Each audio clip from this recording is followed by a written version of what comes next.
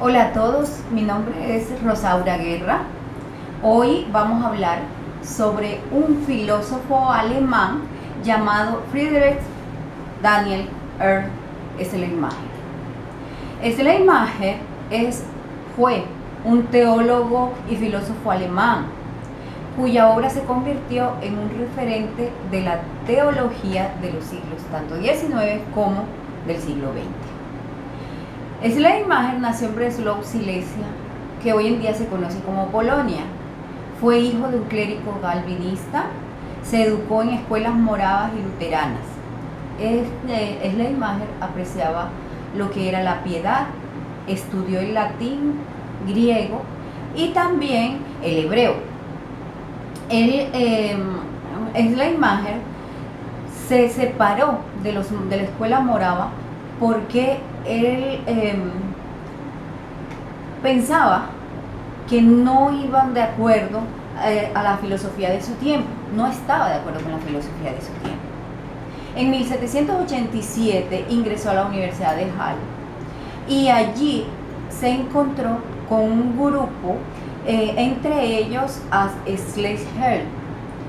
Friedrich von Schleiermacher fue de aquellos alemanes filósofos del romanticismo. Schleiermacher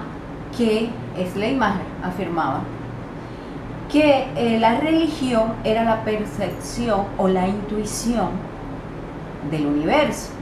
También decía que la religión era la raíz y el fundamento del hombre, que decía que la religión era necesaria para todas las culturas y para que el hombre realmente tuviera una guía.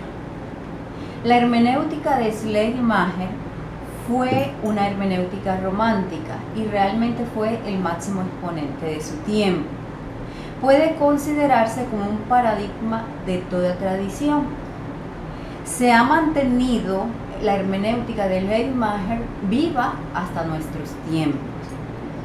Su dedicación filosófica como traductor de las obras de Platón y sus estudios exegéticos, teológicos del Nuevo Testamento determinan de forma concluyente la necesidad de suplir las deficiencias de todo lo que son los métodos particulares de ambas disciplinas.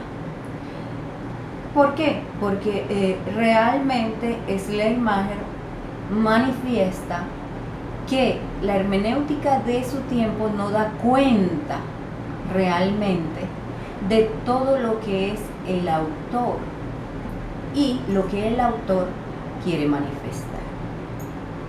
La teoría de la comprensión, que es realmente la teoría de Schleiermacher, manifiesta que las condiciones de interpretación deben ser válidamente universales, o sea, que sean entendidas por todas aquellas personas que leen el texto. Abarca tanto la hermenéutica bíblica, o sea, el arte, la teoría del arte de la comprensión, como la hermenéutica filosófica. Tenemos que tener en cuenta que Schleiermacher era un teólogo y un clérigo. Schleiermacher lleva el terreno de la hermenéutica al campo de la actividad de pensar y expresar. Con él comienza todo lo que es la hermenéutica general de la comprensión lingüística, en la que se da una prioridad a lo que significa el acto de comprender, a la acción humana que se despliega en todo proceso de comprensión. Se inaugura de esta forma una hermenéutica centrada específicamente en el acto de comprender, que se caracteriza por la comprensión como el arte de reconstrucción de un discurso dado. La comprensión correcta de un discurso o un escrito es el resultado de un arte.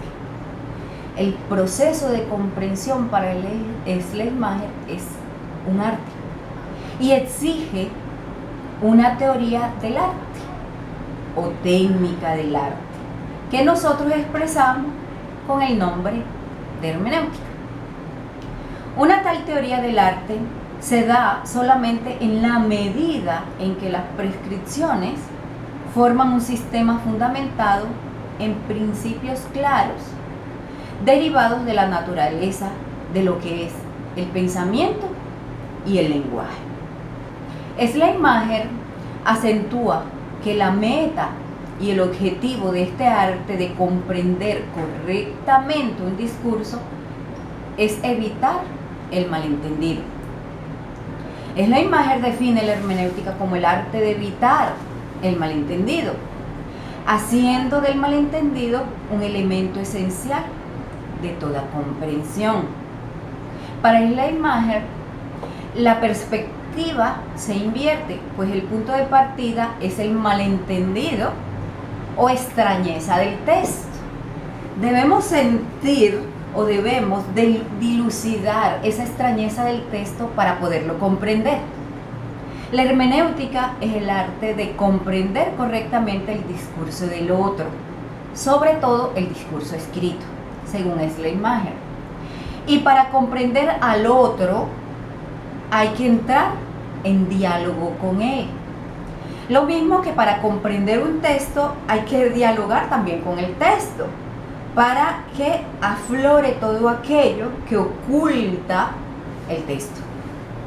Por lo tanto, interpretar un texto significa dialogar con él, responder a las preguntas que plantea el texto, de tal manera que sea posible también, como dice Schleiermacher, leer entre líneas. Schleiermacher manifiesta que el ideal hermenéutico de la reconstrucción y los criterios metodológicos de la comprensión son necesarias para evitar el malentendido. Propone como objetivo de toda interpretación y comprensión la reconstrucción del texto, bien sea de un texto, de un discurso, pero como una parte muy importante de este proceder que va más allá de la materialidad de las partes del texto. Incluye, por tanto, el texto, la reconstrucción del acto creador del autor. O sea, hay que tener en cuenta este acto creador de quien construye el texto o escribe el texto o quien manifiesta el discurso. Hay que saber reconstruirlo desde el principio y en sus distintas partes, como si fuera el autor, o sea, yo como lector. De tal manera que en toda comprensión no basta simplemente hacer que algo sea inteligible, sino que hay que reconstruir el sentido, teniendo siempre presente la intención del autor. La tarea de la hermenéutica consiste en reconfigurar de la manera más completa todo el proceso interior del acto de la composición del autor. Schleiermacher hace una distinción entre lo que él llama dos métodos o modos de proceder que hacen posible la reconstrucción, y es el comparativo y el adivinatorio. Dos formas de interpretar: la gramatical y la técnica, que a la final la técnica es lo psicológico. Cada uno de los métodos y cada forma de interpretación se condicionan mutuamente y se complementan, además, estableciéndose polaridades entre los dos. Ninguno existe sin el otro y ninguno de ellos tiene una preeminencia absoluta sobre el otro, o sea, lo gramatical y la técnica, y lo comparativo y adivinatorio. El método histórico o comparativo significa llegar a comprender algo utilizando una serie de conocimientos singulares que son comparados y nos conducen a la comprensión detallada del todo. Todas las dificultades gramaticales son superadas mediante el proceder comparativo, pues se accede al objeto que se ha de comprender desde algo que nos es familiar, y de este modo cercamos en límites cada vez más estrechos lo que no comprendemos, según el Schleiermacher. Es por tanto un método de proceder objetivo. El método adivinatorio, por tanto, se define como la intuición inmediata. Es aquel que busca comprender inmediatamente lo individual en cuanto que uno se transforma inmediatamente en el otro. Es un modo de proceder subjetivo. El anterior es objetivo, este es subjetivo, en el que se da una comunidad entre lo que se tiene y lo que todavía se oculta. Esto implica que hay reglas universales, puesto que no hay una relación de carácter universal entre el pensamiento del autor y la expresión. Por eso, al ser esa relación única que nosotros tenemos con el autor, es necesaria la adivinación, y esta se puede aplicar tanto a lo gramatical como a lo psicológico, procedimiento fundamental para que nosotros podamos comprender, según Schleiermacher. Debe de ser completado con la comparación para que la comprensión sea más segura y posible. En Schleiermacher, la hermenéutica trata de practicarse con una disciplina filosófica, puesto que debe reconstruir la intuición individual desde los detalles particulares. Esta especie de filología filosófica lo que busca en realidad es descubrir los contenidos de los escritos como contenidos de un pensamiento. Los dos métodos descritos con anterioridad tienen su aplicación concreta en dos formas de interpretación que determinan toda comprensión. Como resultado de una creación espiritual impresa en signos del lenguaje. Y estas son la objetiva, que es la interpretación gramatical, y la subjetiva, que es la interpretación técnico-psicológica de lo que hablamos anteriormente. Desde esta perspectiva, Schleiermacher dirá que el hombre es un órgano del lenguaje, pero el lenguaje se manifiesta además como el pensamiento del autor, con lo cual se aleja de una concepción de la hermenéutica en la que se considera solo el texto, sin tener en cuenta el espíritu que lo ha producido. La teoría de la transposición como condición de la objetividad de la comprensión, según Schleiermacher, se nucleariza en torno a la reconstrucción, o sea, su núcleo central es la reconstrucción, en otras palabras, metodológicamente como un proceso creativo, en orden de una comprensión más objetiva. Ojo, tenemos que tener en cuenta lo subjetivo, que es en donde es el núcleo, pero nosotros debemos objetivizarlo. Este planteamiento se vuelve problemático cuando se trata de salvar la distancia entre lo que es lo espiritual y lo temporal, que separa al que comprende y al objeto que se ha de comprender. Antes de emplear el arte del comprender, debe suceder, según Schleiermacher, que uno se equipare al autor, o sea, que uno debe colocarse en los zapatitos, en otras palabras, del autor, tanto en el aspecto objetivo como en el aspecto subjetivo. En el aspecto objetivo, a través del conocimiento del lenguaje, y en el aspecto subjetivo, a través del conocimiento de su vida interior y exterior. En otras palabras, tenemos que contextualizarnos en qué tiempo y qué es lo que estaba sucediendo en ese momento cuando el autor escribió el texto. En esta exigencia, que será recogida más tarde por Dilthey, como fundamento de su psicología comprensiva, se pone de manifiesto la intención justificada de comprender al otro en su inmediatez, desde él mismo, es decir, en el contexto de su propio horizonte de comprensión, interpretando sus manifestaciones en el marco de su mundo conceptual y lingüístico.